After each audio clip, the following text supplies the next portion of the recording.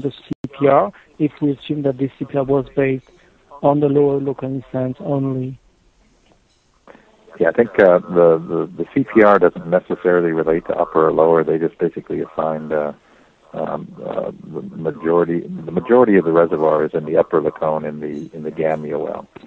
And so the CPR that was done for the prospect numbers for the subsequent ones are, again, mostly based on the upper Lacone. And that, to us and to Tello, is the primary reservoir target along the string of pearls prospects along the basin bounding fault.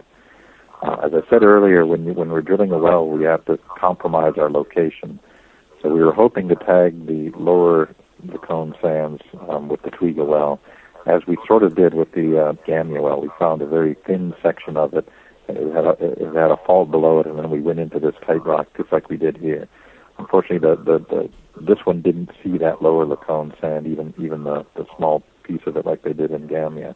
But we do believe that lower Lacone sand exists down dip. If you look at the seismic on Twiga on that presentation, you'll see there's a fault that goes through it about 2/3 of the way down, and there's a very quiet section down below. That's where we think that fractured reservoir is.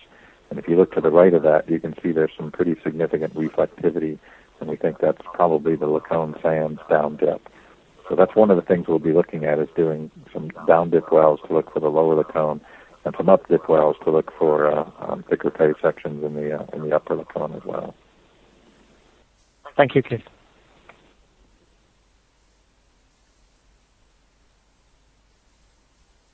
Okay, well, I think that's probably.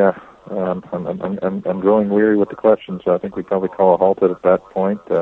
Once again, I appreciate everyone calling in. Hopefully, we've clarified the Twiga discovery a bit. I think, as I said in the beginning of the call, we're all quite excited about it. We think it's further proof that this is going to be a prolific basin. We've uncovered a new play type.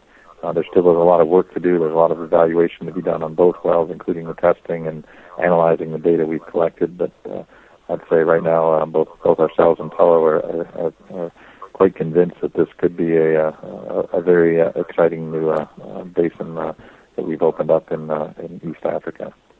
So thanks again for joining the call, and look forward to having more in the future. Thank you.